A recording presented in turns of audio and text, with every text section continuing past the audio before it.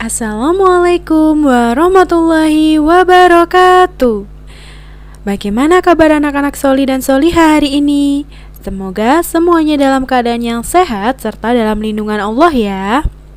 Alhamdulillah, kita bisa berjumpa lagi pada video pembelajaran pada hari ini. Hari ini kita akan membahas soal penilaian akhir subtema 1. Ayo, sebelum kita mulai pembahasannya, lekas siapkan buku paket serta alat tulis kalian ya. Kemudian, buka buku paket halaman 39. Pembahasan soal nomor 1. Gagasan pokok adalah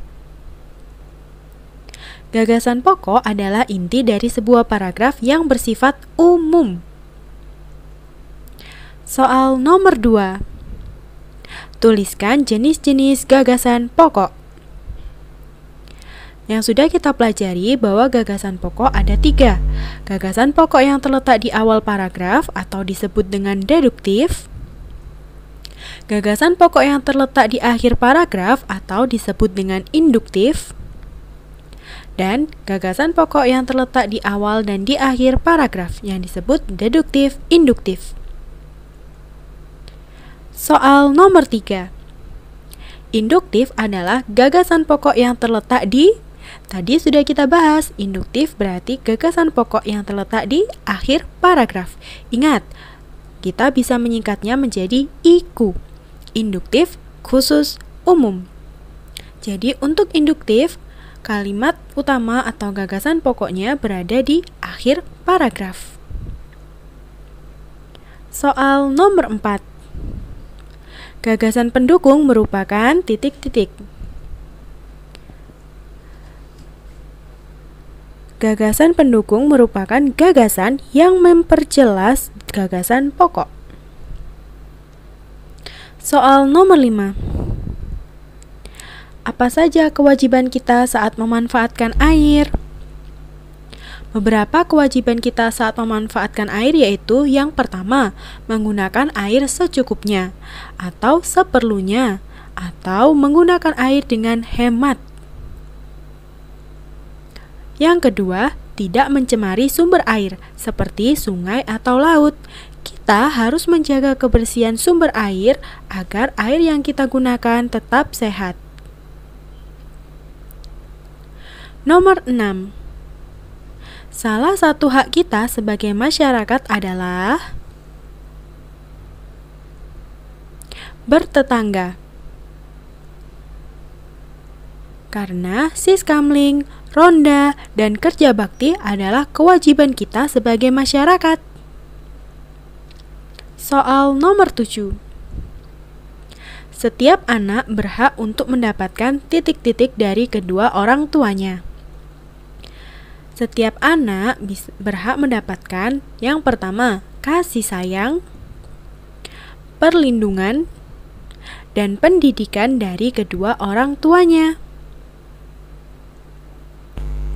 Soal nomor 8. Kerja bakti dapat menciptakan sikap titik-titik-titik. Jawabannya adalah D, kebersamaan. Kerja bakti dapat menciptakan sikap kebersamaan. Karena ketika kita melakukan kerja bakti, kita melakukannya secara bersama-sama dan saling membantu, maka akan tercipta sikap kebersamaan. Soal nomor 9. Ketika menjemur pakaian, berarti energi matahari berubah menjadi energi titik-titik. Jawabannya adalah C, panas.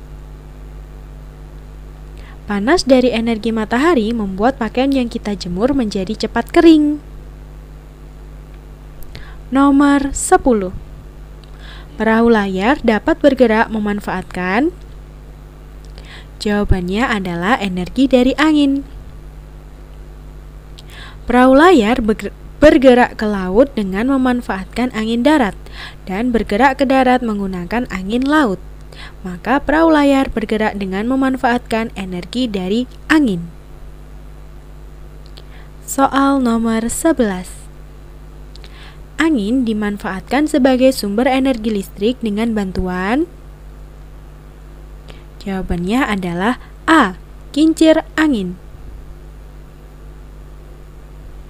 Kincir air digunakan untuk memanfaatkan air menjadi sumber listrik.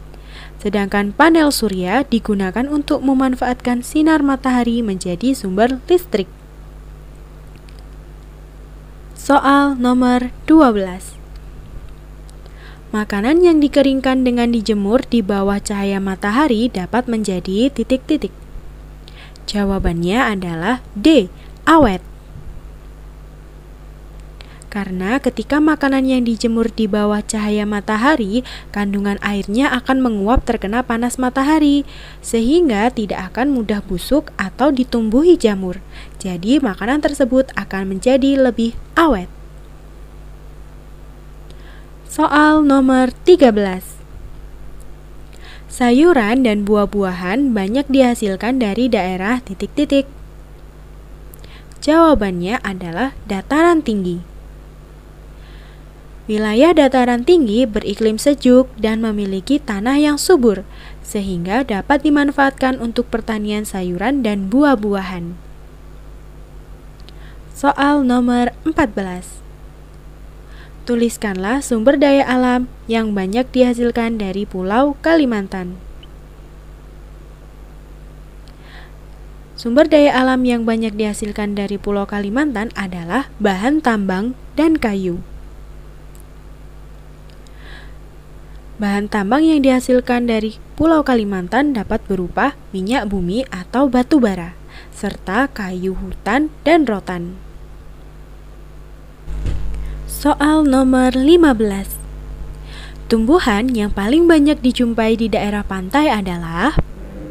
Jawabannya A. Kelapa. Di daerah pantai juga biasanya banyak ditumbuhi oleh pohon bakau, sedangkan tumbuhan teh banyak dijumpai di daerah pegunungan dan tumbuhan karet di daerah dataran tinggi. Soal nomor 16. Perhatikan gambar berikut.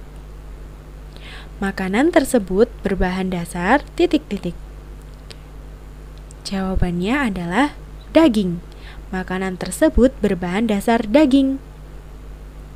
Makanan tersebut adalah sate, jadi bahan dasarnya adalah daging.